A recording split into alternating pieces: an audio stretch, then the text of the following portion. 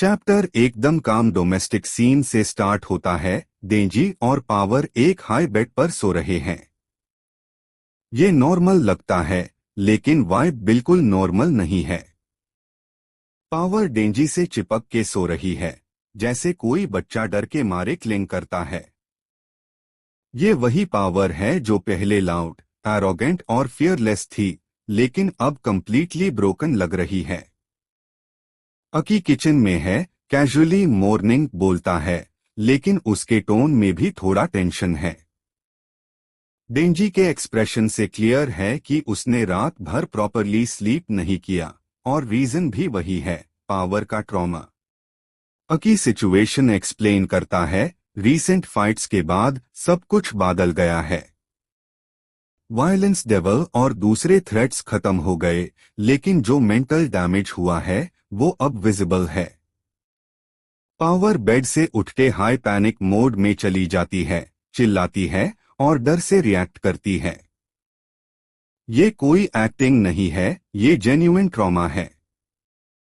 जो fearless devil थी, अब डार्कनेस और अननोन से डर रही है। ये ह्यूज कैरेक्टर शिफ्ट है। डेंजी उससे काम करने की कोशिश करता है, लेकिन पावर का रिएक्शन एक्सट्रीम है। वो चिल्ला रही है, रो रही है और ऑलमोस्ट ब्रेकडाउन के एज पर है।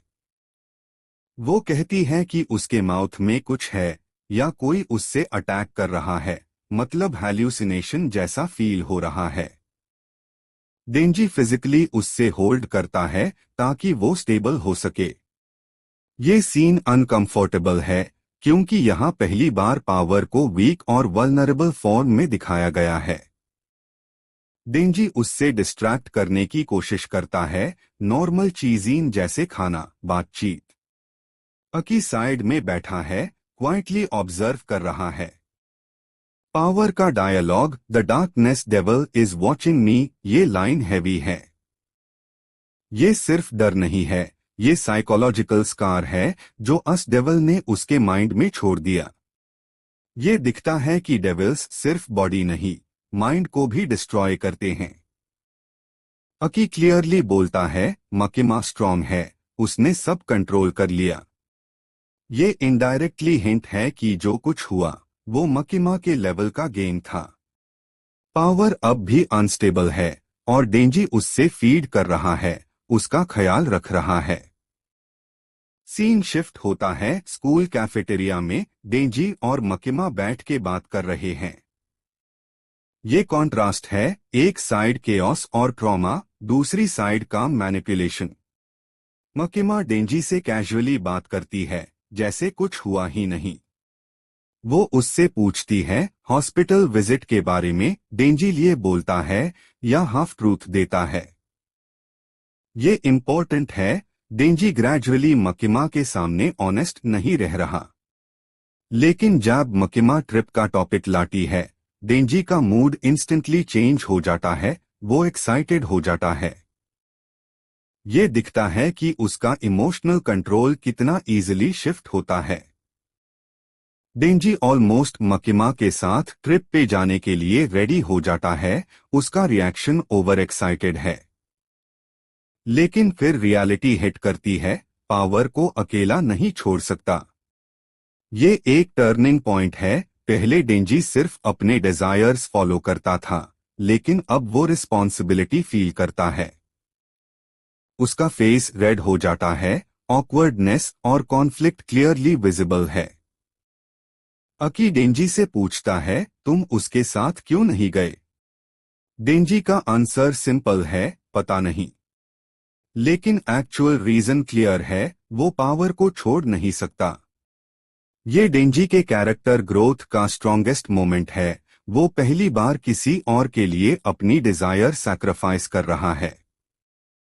डेली लाइफ का मोंटाज दिखाया जाता है, टीवी, खाना, रूटीन, लेकिन सब कुछ ऑफ फील होता है। पावर स्टिल स्केयर्ड है, डेंजी उसके साथ रह रहा है। अकी साइलेंटली सब हैंडल कर रहा है। ये एक ब्रोकन फैमिली जैसा डायनामिक है, लेकिन स्ट्रेंजली रियल लगता है। पावर एक रिक्वेस्ट करती है, मैं अकेली नहाना नहीं चाहती, मेरे साथ हाँ। ये ऑकवर्ड और स्ट्रेंज है, लेकिन कॉन्टेक्स्ट समझ, वो डर से ये बोल रही है, ना कि कुछ और।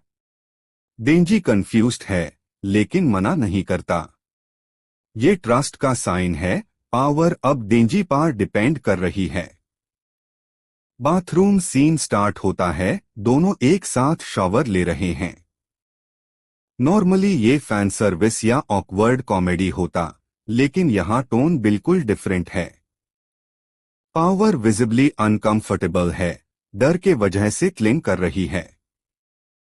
डेंजी का रिएक्शन भी यूजुअल परवी वाला नहीं है, वो सीरियस है। ये इम्पोर्टेंट शिफ्ट है। पावर बार बार बोलती है, ही इज बिहाइंड मी, मतलब उसका फियर रियल फील हो रहा है उसके लिए। डेंजी उससे रियश्योर करता है, लेकिन उसका खुद का फेस भी सीरियस है। ये सीन एक साइकोलॉजिकल हॉरर जैसा लगता है, ना कि रोमांटिक या फन्नी। बाथ टब में दोनों बैठते हैं, क्लोज प्रॉक्सिमिटी है, लेकिन एटमॉस्फियर हैवी है। पावर का बॉडी रिलैक्स नहीं हो रहा, वो स्टिल टेंस है। डेंजी उसके पास है, लेकिन उसका माइंड समवेयर एल्स लगता है। वो ऑब्जर्व कर रहा है कि सिचुएशन नॉर्मल नहीं है। डेंजी इंटरनली रियलाइज करता है, ये वियर्ड है, मुझे कुछ फील नहीं हो रहा। नॉर्मली वो इस सिचुएशन में एक्साइटेड होता, लेकिन अब उसको कुछ नहीं फील हो रहा। ये उसकी मैच्योरिटी का बिगेस्ट साइन है, उसका माइंडसेट चेंज हो रहा है। नाइट सीन, डेंजी और पावर एक साथ सोते हैं। पावर उससे टाइटली होल्ड करती है, जैसे कोई सिक्योरिटी चाहिए। डेंजी अलाउ करता है, बिना कंप्लेन के। ये एक इमोशनल बॉन्ड का स्ट्रॉन्ग इंडिकेटर है। पावर सॉफ्टली बोलती है, प्लीज प्लीज डेंजी, उसकी वॉइस वीक है। वो उससे पूछती है, तुम मुझे हेट करते हो? ये लाइन डायरेक्ट उसके इनसिक्योरिटी को एक्सपोज करती है। डेंजी का आंसर सिंपल है, वो उससे हेट नहीं करता। ये रियश्योरेंस पावर के लिए ह्यूज है। पावर एक वियर्ड रिक्वेस्ट करती है, मैं तुम्हारा ब्लड पीती रहूंगी। डेंजी इनिशियली हेजिटेट करता है, फिर अग्री करता है। ये सिंबॉलिक है ट्रस्ट और डिपेंडेंसी का। ये नॉर्मल रिलेशनशिप नहीं है, लेकिन उनके वर्ल्ड में ये बॉन्ड का फॉर्म है। सीन डार्क हो जाता है, लाइटिंग चेंज होती है, टोन सीरियस हो जाता है। पावर डेंजी के ऊपर है और नरेशन टाइप लाइंस आती है। मकिमा ने नॉटी थिंग्स के बारे में कहा, ये सजेस्ट करता है कि डेंजी के माइंड में कंफ्यूजन है, डिजायर और रियलिटी मिक्स हो रहे हैं। Final page deep philosophical tone लेता है। डेंजी रियलाइज करता है कि जो नॉटी या इंटीमेट चीजीन उसने इमेजिन की थी, वो एक्चुअली उतनी मीनिंगफुल नहीं है जितना वो सोचता था। उसके सामने पावर है, वल्नरेबल, ब्रोकन और अस मोमेंट में कोई लस्ट नहीं, सिर्फ एम्पथी है। लास्ट लाइंस इंप्लाई करती है कि डेंजी का परसेप्शन चेंज हो रहा है, वो स्लोली इमोशनल कनेक्शन को समझने लग रहा है।